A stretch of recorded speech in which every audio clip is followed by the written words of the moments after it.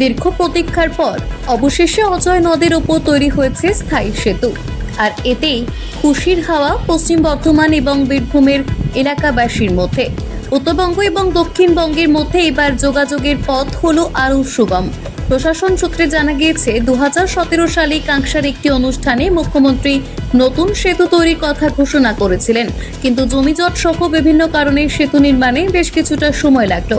সেতুটি শিবপুর এলাকায় শুরু হয়ে ইলামবাজারের টিকর বেতায় শেষ হয়েছে। সেতুটির মোট দৈর্ঘ্য 2.73 কিলোমিটার, যার মোট খরচ 137 কোটি টাকা।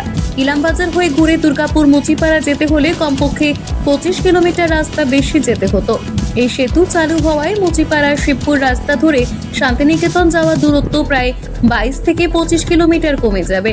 শিবপুরের দিকে দুটি মঞ্চ তৈরি করা হয়েছিল এদিন। একটি মঞ্চে আধিকারিকরা উপস্থিত ছিলেন আর অন্যটিতে উপস্থিত ছিলেন সাধারণ দর্শকেরা। মঞ্চের ঠিক সামনে এলসিডি স্ক্রিন লাগানো হয়েছিল। ইলামবাজার থেকে মুখ্যমন্ত্রীর অনুষ্ঠান সরাসরি দেখানো হচ্ছিল সেই স্ক্রিনে। সেতুর ওপর ফলক উন্মোচন করেন গ্রাম উন্নয়ন এবং পঞ্চায়েত মন্ত্রী প্রদীপ মজুমদার।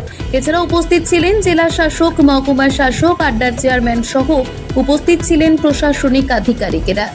উন্মাদনা এবং আজকে দেখুন এটার জনপ্রিয়তা এবং প্রয়োজনীয়তা এত মানুষের নিবারণ হবে যে যার ফলে আজকে এই সেতু উদ্বোধনের সঙ্গে সঙ্গেই এখান দিয়ে বাস চলাচলের ব্যবস্থা করা হয়েছে।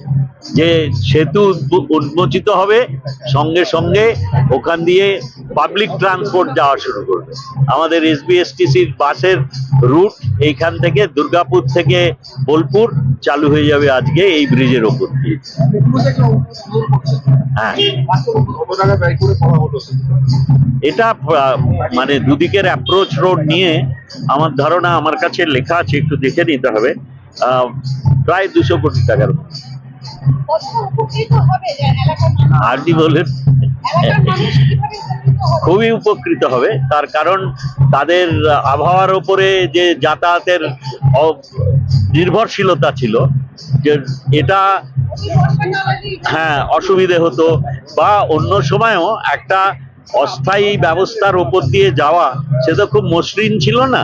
এটা এখন একেবারে কোনো রকম বাধা বিপত্তি ছাড়া খুব মসৃণ ভাবে আমাদের মুচিপাড়ার থেকে এইখান অব্দি পেরিয়ে যে কোনো বীরভূমের যে কোনো প্রান্তে যাওয়া যাবে এটা দিয়ে।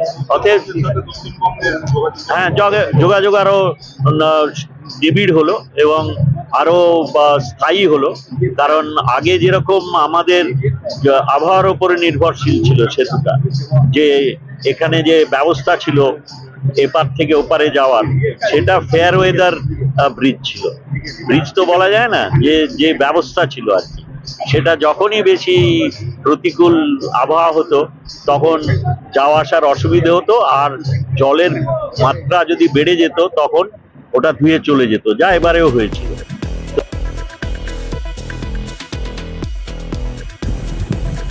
Bureau report, activist Bangla.